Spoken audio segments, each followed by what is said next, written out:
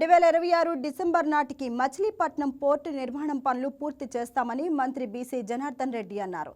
కృష్ణా జిల్లా కలెక్టర్ కార్యాలయంలో మంత్రి కొల్లు రవీంద్రతో కలిసి పోర్టు నిర్మాణంపై సమీక్ష సమావేశం నిర్వహించారు.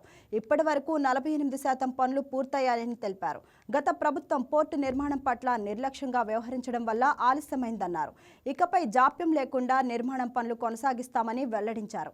అలాగే మచిలీపట్నం ఫిషింగ్ హార్బర్ నిర్మాణం పూర్తి చేస్తామని, అందులో ఉన్న టెక్నికల్ సమస్యల పరిష్కారానికి చర్యలు తీసుకుంటామని తెలిపారు. జరుగుతున్నటువంటి అభివృద్ధిలో దాదాపు 33 కోట్ల రూపాయలు చిన్నాపురం నుంచి కమ్మవారి చెరువు వరకు ఉన్నటువంటి రోడ్ని స్ట్రెంథనింగ్ చేయడానికి, అలాగే రోడ్ వైడెన్ చేయడానికి ఈరోజు భూమి పూజ కార్యక్రమం చేయడం జరిగింది.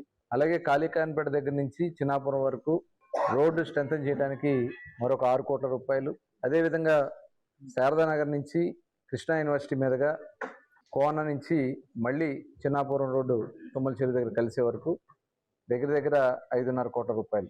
అట్లాగే తాళపాలెం నుంచి నారాయణపురం వరకు కూడా రోడ్లకి దగ్గర అదొక 6 కోట్ల రూపాయలు.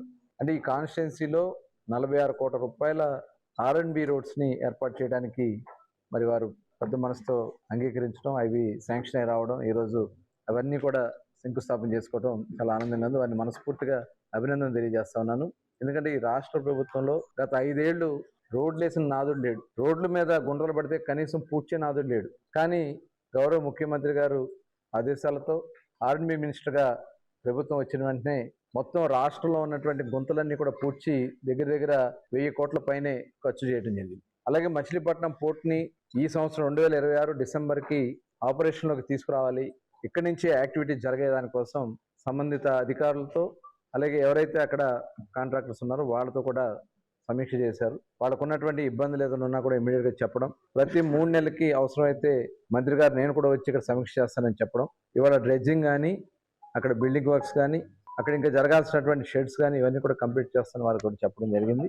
మచిలీపట్నం ఫిషింగ్ హార్బర్ మరి ఆ రోజున కూడా రాష్ట్ర గవర్నమెంట్ వాళ్ళు ఊరికే పైన కాయలు కొట్టేసి వాళ్ళకి కావాల్సినటువంటి వ్యక్తులకు ఇచ్చుకున్నారు. తర్వాత ఆ వర్క్ని సబ్ తీసుకున్న వాళ్ళకి బిల్లులు రాకుండా వాళ్ళ అమౌంట్లన్నీ కూడా వాళ్ళు డైవర్ట్ చేస్తారు. ఇవాళ ఆ డిజైన్లు కూడా పర్ఫెక్ట్గా లేవు. ఇప్పుడు ఆ డిజైన్లన్నీ కూడా మళ్ళీ కరెక్ట్ చేసుకుని IIT చెన్నై నుంచి మొన్ననే రీసెంట్గా డిజైన్ వచ్చింది. దానివల్ల సీమౌత్ని ఇవాళ మళ్ళీ ఓపెన్ చేసి కరెక్ట్ చేసి అక్కడ బ్రేక్ వాటర్స్ కూడా కరెక్ట్ చేస్తున్నారు. అవన్నీ కూడా రేపు జూన్ నాటికి 100% ఆపరేషన్లో తీసుకురావాలి. ఎందుకంటే మార్చి 15 నుంచి వేట నిషేధం ఉంటుంది కాబట్టి ఈ లోపు ఇంటర్నల్ వర్క్స్ అన్ని ఇవన్నీ కూడా కంప్లీట్ చేయమని చెప్పి, అలాగే ఆ రోడ్డుని కూడా జూన్ 15 నుంచి బోట్స్ ఆపరేషన్ అన్ని కూడా ఇక్కడ నుంచి చేయటం. ఇంకొక సుఖకరమైనటువంటిది ఏంటంటే గౌరవ మంత్రి గారి కృషితో, గౌరవ ముఖ్యమంత్రి గారితో ఇవాళ ఆ ఫిషింగ్ హార్బర్కి మరి మాజీ మంత్రివర్యులు నడుకుదుటి నరసింహారావు గారి పేరు మీద జీవో కూడా రావడం అనేది నిజంగా అభినందనీయం. ముఖ్యమంత్రి గారు ప్రత్యేక ధన్యవాదాలు తెలియజేస్తాను.